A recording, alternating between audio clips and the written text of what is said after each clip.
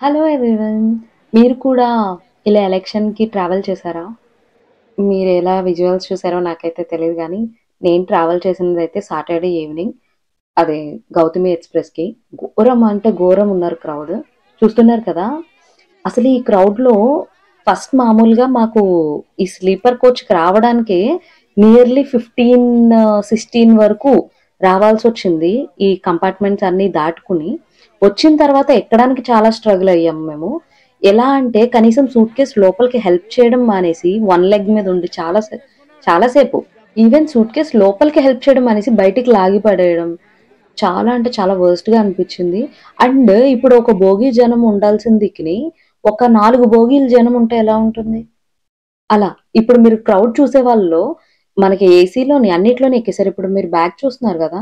నేను జస్ట్ లోపలికి వెళ్ళేటప్పుడు ఒక ఆవిడైతే బ్యాగ్ మొత్తం లాగేయడం, తెంపేసింది కూడా ఒక సైడ్. అలా బ్యాగ్ జిప్ కూడా హాఫ్ దాకా తీశారు. అండ్ నేను కొంచెం కష్టపడకపోతే ఆ బ్యాగ్‌ని అలా గైరాస్ చేసేద్దురు. అంటే తెలిసిందే గదా! మన పనిలో మనముంటాము. వేరే వాళ్ళ పనిలో వేరే వాళ్ళుంటారు. సో, ఎప్పుడైనా మీరిలా క్రౌడెడ్ ప్లేస్‌లో ట్రావెల్ చేస్తుంటే మాత్రం మీ థింగ్స్‌ని టేక్ కేర్ చేసుకోండి. ప్రస్తుతానికి నా బ్యాగ్‌లో అయితే అన్నీ సేఫ్‌గా ఉన్నాయి. నాకైతే చాలా అంటే చాలా ఇబ్బందయింది.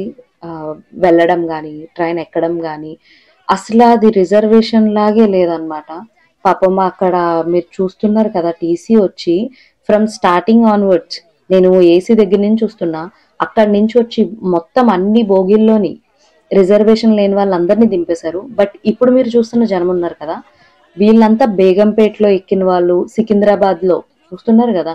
అక్కడే ఎక్కేశారు. ఇంకా ఆ తర్వాత మాత్రం టీసీ అయితే మళ్ళీ వచ్చి దింపడం ఇలాంటివి జరగలేదు. జస్ట్ టికెట్ రిజర్వేషన్ ఉన్న వాళ్ళని చెక్ చేసుకొని ఎళ్లారు. మళ్ళీ అయితే నాకు కనిపించలేదు.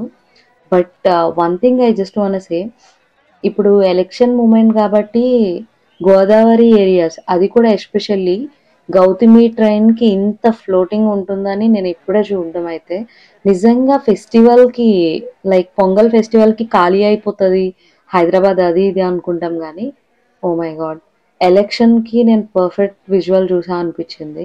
అసలు నా లైఫ్‌లో నాకు తెలిసి ఇంత హారబుల్ జర్నీ అయితే నేనెప్పుడు చేయలేదు. ఈవెన్ నా మిడిల్ బెర్త్ ఈవెన్ కూర్చోడానికి కూడా ఇబ్బందిగా అంటే మిడిల్ బెర్త్ అంటే తెలిసిందే గదా! అంత కంఫర్టబుల్ ఉండదు.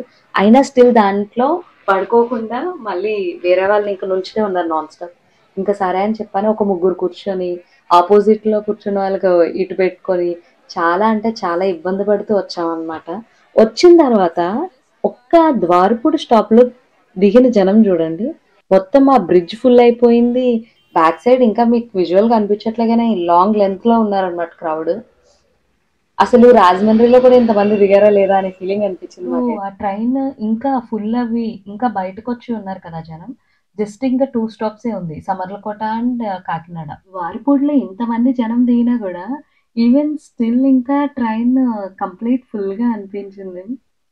ద్వారపూడిలో అయితే ఈ జస్ట్ బ్రిడ్జ్ క్రాస్ చేసి బయటికి మూవ్ అవ్వి ఆటో ఎక్కడానికే జస్ట్ అంతే కనిపిస్తుంది గానీ, ఆ క్రౌడ్‌లో వెళ్ళడానికి నియర్లీ 20 మినిట్స్ పట్టింది. సో, ఎనీవే చాలా మంది కష్టపడైతే వచ్చారు. ఇంకా చాలా మందిని దింపేశారు యాక్చువల్‌గా లింగంపల్లిలో. స్పెషల్ ట్రైన్స్ ఉన్నాయన్నారు. ఎలా మూవ్ అయ్యారో జనం అది అయితే తెలీదు. ఇంకా నిన్న పరిస్థితి అయితే ఇంకెలా ఉంటుందో ఊహించుకోక్కర్లేదు. ఎంతో కష్టపడి ట్రావెల్ చేసి ఓటు వేయడానికొచ్చారు. చాలామంది రాలేకపోయిన వాళ్ళు కూడా ఉండొచ్చు. But anyway cost your vote. It's your right. I'm not pretending any party or some other thing. మీకు నచ్చిన వాళ్ళకే ఓటేయండి. మీరు డెవలప్‌మెంట్ చేస్తారు అని నమ్మిన వాళ్ళకి ఓటేయండి. Thank you so much for watching.